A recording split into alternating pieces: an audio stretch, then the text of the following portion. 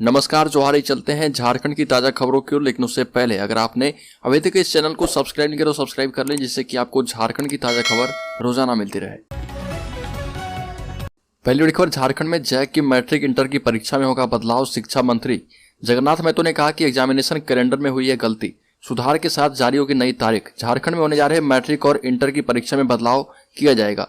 शिक्षा मंत्री जगन्नाथ महतो ने इस बदलाव को लेकर संकेत दिए हैं और ये कहा कि एग्जामिनेशन कैलेंडर में गलती हुई है, इसमें सुधार किया जाएगा। दरअसल जिस दिन सरहुल का त्योहार है उसी दिन मैट्रिक और इंटर दोनों की परीक्षा है। इसे लेकर स्टूडेंट्स और अभिभावकों में असमंजस की स्थिति हो गई है, जिस पर शिक्षा मंत्री जगन्नाथ महतो ने अपनी प्रतिक्रिया देते हुए कहा कि एग्जामिनेशन कैलेंडर बनाने में गलती हुई है और इसमें सुधार किया जाएगा। मैट्रिक और इंटर की परीक्षा को एक एक दिन आगे बढ़ाया जाएगा। तारीख क्या होगी इसकी घोषणा जल्द ही की जाएगी। रांची में करोड़ों की अवैध संपत्ति का मालिक वीरेंद्र राम ईडी के सामने आंसू बहा रहा। दूसरी तरफ उनकी पत्नी और बच्चे को भरोसा है कि छापेमारी से कुछ नहीं होगा। पत्नी ईडी अधिकारियों को महंगे टेबल का धौंस दिखाती है तो बेटा कमरे में बिखरे ब्रांडेड शर्ट की कीमत बताते हुए कहता है कि कपड़ों को छूकर देख लो। एक शर्ट की कीमत कम से कम 35,000 रुपये है। दिल्ली में उसके बेटे के फ्लैट में यह कपड़े एक कमरे में बिखरे पड़े थे। दूसरी तरफ उसके निलंबन की प्रक्रिया भी शुरू हो चुकी है। वीरेंद्र राम मुख्य रूप से जल संसाधन विभाग में है और उनका निलंबन भी इसी विभाग से होगा। इसकी प्रक्रिया शुरू हो चुकी है। जल्द इस संबंध में आदेश जारी कर दिया जाएगा। परिवार के लोग साधारण पानी नहीं बल्कि फ्रांस की कंपनी का पानी पीते हैं, जिसकी कीमत 300 रुपये प्रति लीटर है। फ्रांस की कंपनी में बना मिनरल वाटर इनके घर में इस्तेमाल होता है। पत्नी को महंगी चीजों का इतना शौक है कि नौकरों को सामान खरीदने भेजती हैं तो कहती है कि सस्ती चीजें मत लेकर आ जाना। झारखंड हाईकोर्ट ने सरकार से पूछा कि रिम्स में हड़ताल से 28 लोगों की मौत मामले में क्या कार्रवाई की गई। रिम्स में 1 जून 2018 को जूनियर डॉक्टरों और नर्सों की हड़ताल के दौरान 28 मरीजों की मौत के मामले में झारखंड छात्र संघ की याचिका पर सुनवाई करते हुए झारखंड हाईकोर्ट ने राज्य सरकार से जवाब मांगा है। चीफ जस्टिस संजय कुमार मिश्रा और जस्टिस सुजीत नारायण प्रसाद की खंडपीठ ने याचिका पर सुनवाई करते हुए मौखिक तौर पर कहा कि रिम्स जैसे अस्पताल में मरीजों का उपचार अनिवार्य सेवा के अंदर आता है। ऐसे में चिकित्सकों और नर्सों की स्ट्राइक नहीं होनी चाहिए थी। कोर्ट ने राज्य सरकार से पूछा कि इस मामले में क्या एक्शन लिया गया। राज्य के धनबाद जिले में नाबालिग से दुराचार कर गर्भवती मराने के आरोपी को 20 वर्ष की कैद की सजा 5,000 जुर्माना भी लगाया गया। आरोपी को 21 फरवरी को दोषी करार दिया गया था। आरोपी अंगरा पथरा ओपी क्षेत्र के गजली टाड़ का रहने वाला है। आरोपी के खिलाफ 6 अगस्त 2021 को कतरास थाने में पीड़ित के बयान के आधार पर प्राथमिकी दर्ज की गई थी। राज्य के लोहरदगा जिले के कूड़ू में व्यवसायी की हत्या कर दी गई। बेखौफ अपराधियों ने अगवा करके कारोबारी की धारदार हथियार से हत्या की है। इस घटना के विरोध में कारोबारियों ने दुकान बंद कर दी है। जल्द से जल्द अपराधियों की गिरफ्तारी की मांग कर रहे हैं। 3 घंटे से नेशनल हाईवे 75 कूड़ू चंदवा और कूड़ू रांची मुख्य पथ जाम रहा। प्रशासन के लिखित आश्वासन के बाद जाम हटा दिया गया है। घटना कूड़ू ब्लॉक मोड़ की है। इसी मोड़ पर संचालित होटल शिव शक्ति के संचालक प्रदीप कुमार की हत्या हुई। अपराधियों की हिम्मत का अंदाजा इसी से लगाया जा सकता है कि कूड़ी थाने के महज आधा किलोमीटर दूर ढोलू बाग खूटा के पास अपराधी 100 फेंककर फरार हो गए। झारखंड में बर्ड फ्लू रोकने दिल्ली से आई टीम आउटब्रेक घोषित। सभी जिलों में अलर्ट किया गया है। झारखंड के बोकारो जिले के एक सरकारी मुर्गी पालन केंद्र में बर्ड फ्लू का मामला सामने आने के बाद केंद्र सरकार से यह कहा गया है कि संक्रमण को रोकने में राज्य सरकार की मदद के लिए 2 अलग अलग टीम केंद्रीय दलों की टीम तैनात किया गया है। और सरकार के द्वारा जारी एक आधिकारिक बयान में कहा गया है कि केंद्रीय मत्स्य पालन, पशुपालन और डेयरी मंत्रालय की 2 सदस्यीय दल को नियंत्रण कार्यों में राज्य की सहायता के लिए नियुक्त किया गया है। वहीं केंद्रीय स्वास्थ्य मंत्रालय ने इंसानों में निगरानी की अवलोकन के लिए एक अलग केंद्रीय टीम भी नियुक्त की है। अगली खबर, झारखंड के 20 लाख हरा कार्ड धारियों को मार्च से मिलेगा राशन। जेएसएफसी ने टेंडर की प्रक्रिया की पूरी। राज्य के 20 लाख हरा कार्ड धारियों को 7 माह के बाद मार्च से राशन मिलना शुरू होगा। जेएफसी ने टेंडर की प्रक्रिया पूरी करने के बाद कार्य का आवंटन कर दिया है। निदेशक दिलीप तिर्की ने बताया कि 8 मार्च तक हरा कार्ड धारियों के बीच राशन वितरण का काम शुरू कर दिया जाएगा। एफसीआई की ओर से चावल देने से इनकार किए जाने की वजह से हरा कार्ड धारियों को अगस्त माह से राशन मिलना बंद हो गया था। इसके बाद जनवरी माह में सरकार की ओर से चावल खरीद को लेकर टेंडर आमंत्रित किया गया। राज्य सरकार ने जनवरी 2021 से झारखंड राज्य खाद्य सुरक्षा योजना लागू की थी। इसके तहत खाद्य सुरक्षा अधिनियम से जुड़े 15 लाख लाभुकों को 1 रुपये प्रति किलो की दर से 5 किलो चावल प्रति माह उपलब्ध कराया जा रहा था। झारखंड में 16 लाख लोगों की जान ले चुके हाथी का खौफ कायम। अब यही है आखिरी रास्ता। झुंड से अलग एक नौजवान हाथी ने पिछले एक पखवाड़े में 15 लोगों की जान ले ली है। यह रिपोर्ट वन विभाग की ओर से गठित 5 सदस्यीय कमेटी ने पीसीसीएफ वन्यजीव शशिकर सामंता को सौंपी है। कमेटी ने इस हाथी को ट्रैंकुलाइज यानी शांत या बेहोश कर पकड़ने का सुझाव दिया। पीसीसीएफ वन्यजीव ने यह सुझाव मानकर हाथी को ट्रैंकुलाइज कर पकड़ने का आदेश दे दिया है। अब हाथी को पकड़ने के लिए टीम सक्रिय हो गई है। हाथी को पकड़ने के बाद फिलहाल जंगल में नहीं छोड़ा जाएगा, उसे नियंत्रण में रखा जाएगा और उसकी सेहत की जांच की जाएगी। रांची के वन संरक्षक पी राजेंद्र नायडू की अध्यक्षता वाली कमेटी ने सिफारिश कर दी है कि हाथी को शांत कर उसे पकड़ लिया जाए। अगली खबर, झारखंड की बेटियों ने लॉन बॉल में इंडिया को बनाया एशियन चैंपियन। झारखंड की बेटियों रूपा रानी तिर्की और लवली चौबे के दम पर 14वीं एशियाई लॉन बॉल चैंपियनशिप में भारत की वीमेन 4 टीम ने सोना जीता है।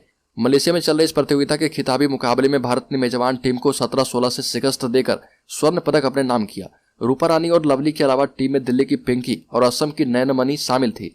रूपा रानी तिर्की और लवली चौबे की जोड़ी शानदार रही। बीते वर्ष कॉमनवेल्थ गेम्स में भी इनके परफॉर्मेंस के दम पर भारत को विमेन 4 में पहली बार गोल्ड मिला था। घूसखोर इंजीनियर वीरेंद्र राम पर चली छापेमारी, पूछताछ और दस्तावेज के खंगालने के बाद ईडी ने मनी लॉन्ड्रिंग का खुलासा किया है। ईडी की जांच में पता चला कि वीरेंद्र राम के पिता और पत्नी के केनरा बैंक के ज्वाइंट अकाउंट में कुल मिलाकर 8 करोड़ रुपए जमा हुए थे। जांच में पाया गया कि आरके इन्वेस्टमेंट और आरपी इन्वेस्टमेंट एंड कंसल्टेंसी के खाते से पैसे आए थे।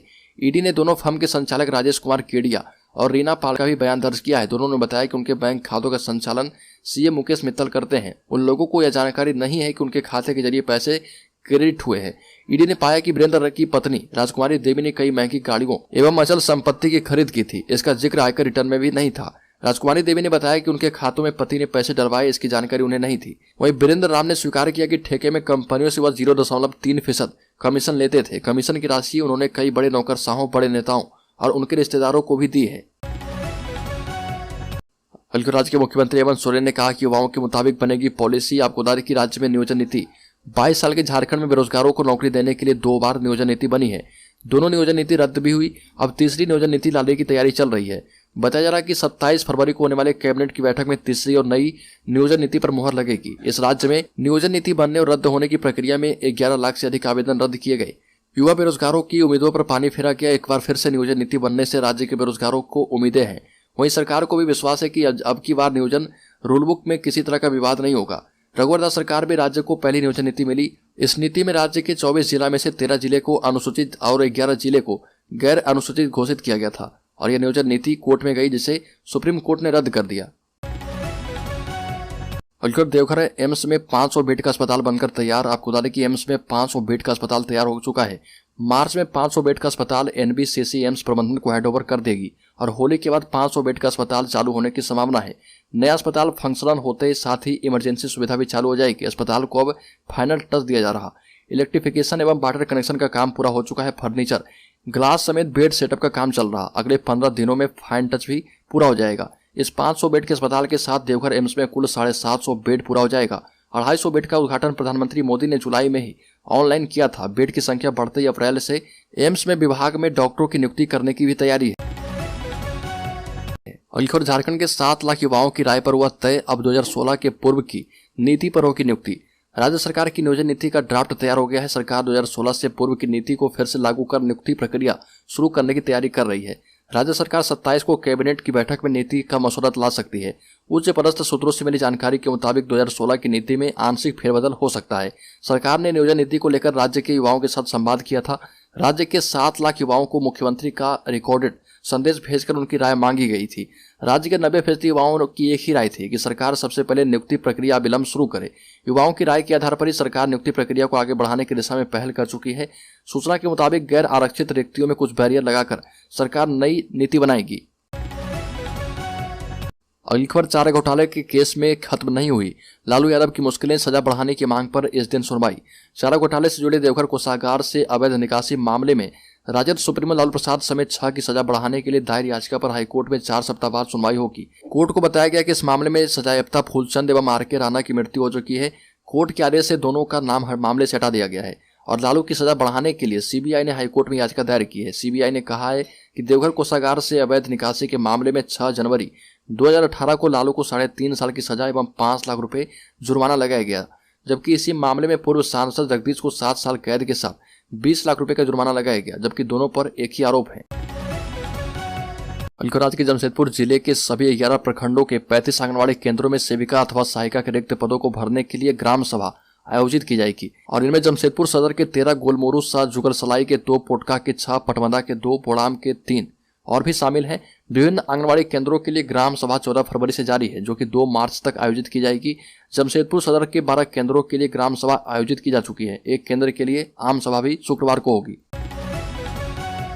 हल्के रामगढ़ उपचुनाव को लेकर अर्जुन मुंडा, रघुवर दास और बाबूलाल मरांडी ने झोंक दी है ताकत। एनडीए प्रत्याशी के लिए मांगा है समर्थन। कार्यक्रम को संबोधित करते हुए रघुवर दास ने कहा कि यह उपचुनाव आशावाद और निराशावाद के बीच है। झारखंड का विकास तो रुका ही है, पर झारखंड की जनता बढ़ते अपराध, नाकाम और शिथिल सरकार से दुखी भी है।